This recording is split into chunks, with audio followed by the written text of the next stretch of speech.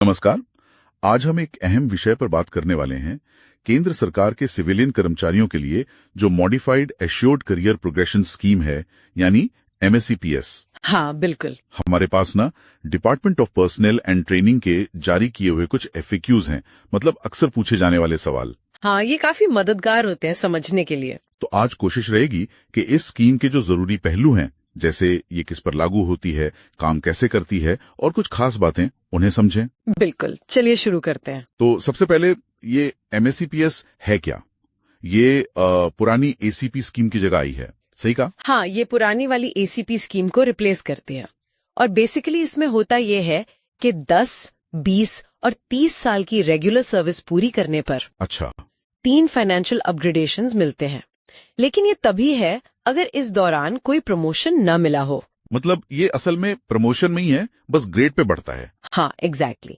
ये बस अगले हायर ग्रेड पे में प्लेसमेंट है, फंक्शनल प्रमोशन नहीं। ठीक है, तो ये लागू कब से हुई, इसकी डेट क्या है?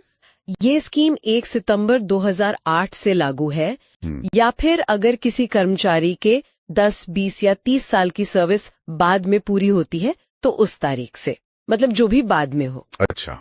और इसमें एक और दिलचस्प बात है कि अगर कोई कर्मचारी लगातार 10 साल तक एक ही ग्रेड पे में है तो भी उसे अगला फाइनेंशियल अपग्रेडेशन मिलेगा। हाँ, ये तो जरूरी है, वरना ठहराव सा आ जाता है करियर में। बिल्कुल, ये ठहराव को कम करने की ही कोशिश है। तो ये स्कीम है किनके लिए? मतलब क्या ये सभी सरकारी कर्मचारियों पर लागू होती? नहीं, सभी पर नहीं। ये सिर्फ केंद्र सरकार के जो सिविलियन कर्मचारी हैं उन पर लागू होती है। अच्छा, सिर्फ सेंट्रल गवर्नमेंट? हाँ, इसमें जैसे राज्य सरकार की सेवा या फिर वो जो एडहॉक बेसिस पर अपॉइंटमेंट्स होते हैं ना, हाँ, वो सब काउंट नहीं होता। सिर्फ केंद्र सरकार की नियमित सेवा, और वो भी डायरेक्ट एंट्री ग्रेड में ज्वाइन करने की तारीख से गिनी जाती है। और अगर कोई एक सेंट्रल डिपार्टमेंट से दूसरे में जाए, मान लीजिए ट्रांसफर हो गया। हाँ, अच्छा सवाल है। अगर पिछली सेंट्रल गवर्नमेंट की नौकरी रेगुलर थी और बिना किसी ब्रेक के नई नौकरी ज्वाइन की है तो वो पिछली सर्विस गिनी जाएगी MACPS के लिए। अच्छा, तो ब्रेक नहीं होना चाहिए। हाँ, और ये तब भी लागू होता है अगर ट्रांसफर खुद के रिक्वेस्ट पर हुआ हो, मतलब पिछली सर्विस बेकार नहीं जाती। ठीक है, ये जानना जरूरी था। अब ये समझते हैं कि ये फाइनेंशियल अपग्रेडेशन काम कैसे करता है। आपने कहा ये प्रमोशन तो है नहीं। सही कहा, ये अपग्रेडेशन मतलब नॉन फंक्शनल बेसिस पर होता है। इसमें कर्मचारी की फिटनेस देखी जाती है और एक परफॉर्मेंस बेंचमार्क है। परफॉर्मेंस बेंचमार्क वो क्या है? हाँ, ग्रेड पे 6,600 रुपए तक के लिए अच्छा यानी गुड होना चाहिए APR में, और ग्रेड पे 7,600 रुपए और उससे ऊपर के लिए बहुत अच्छा यानी वेरी गुड का बेंचमार्क है। ओके। अगर ये शर्तें पूरी होती हैं तो CCS रिवाइज्ड पे रूल्स 2008 के हिसाब से फौरन अगले हायर ग्रेड पे में प्लेसमेंट मिल जाता है। अच्छा, तो ये परफॉर्मेंस से जुड़ा तो है, भले ही फंक्शनल प्रमोशन ना हो। अच्छा, और अगर किसी का प्रमोशन उसी ग्रेड पे में हो जाए जिसमें वो पहले से है, ऐसा भी तो होता है कभी कभी। हाँ, बिल्कुल होता है। अगर रिक्रूटमेंट रूल्स के हिसाब से कोई प्रमोशन सेम ग्रेड पे में होता है तो उसे भी मैकपीस के लिए प्रमोशन ही माना जाएगा और वो गिना जाएगा। मतलब फिर उस केस में मैकपीस का फायदा नहीं मिलेगा? नहीं, क्योंकि प्रमोशन तो मिल ही गया, भले ही ग्रेड पे सेम हो। ठीक है, अब सर्विस की गिनती पर आते हैं। रेगुलर सर्विस में क्या क्या शामिल होता है, जैसे कोई छुट्टी पर हो या डेप्यूटेशन पर? हाँ, रेगुलर सर्विस में deputation, foreign service, study leave और बाकी सभी तरह की जो स्वीकृत छुट्टियां हैं वो सब शामिल है। अच्छा। और एक और स्थिति है, अगर कोई कर्मचारी सरप्लस डिक्लेयर हो जाता है और फिर उसी या लोअर ग्रेड पे में कहीं नियुक्त होता है तो उसकी पिछली सर्विस भी MACPS के लिए काउंट होगी। ओके।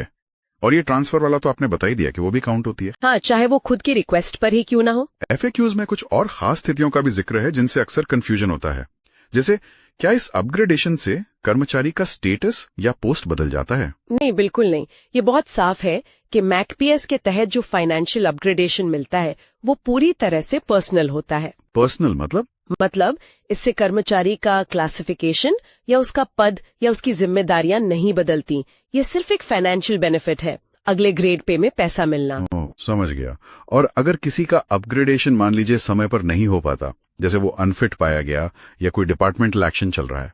हाँ, अगर किसी वजह से जैसे अनफिट होने या विभागीय कार्यवाही के कारण अपग्रेडेशन टलता है तो इसका असर उसके अगले अपग्रेडेशन पर भी पड़ता है।